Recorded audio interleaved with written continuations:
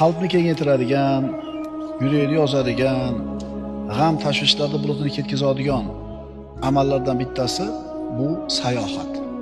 Sayohat degani albatta katta pulni sarflab boshqa chet o'lkalarga borishni tushunmaslik kerak.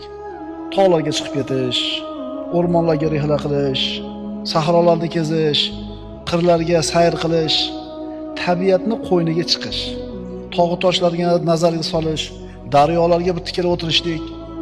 Biz sayri sayohat deganda avvalambor shu nazarda tutyapmiz.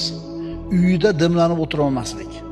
Birodar, iching torayib, asablaring taranglashib, yuraging siqilib, dod degan kelib ketadi ba'zida.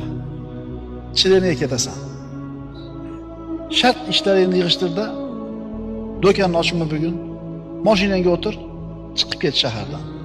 Tog'iga chiqib ket, o'rmonga chiqib ket, yaylovga chiqib ket, sahroga chiqib ket. Bo'g'ilib, dimlanib, shaharda tutunni changini yutib o'tiravermasdan, ora-orada shunaqa qilib turgan. O'zingga bir kun dam olish ber. Hozir ayni shunaqa qiladigan payt.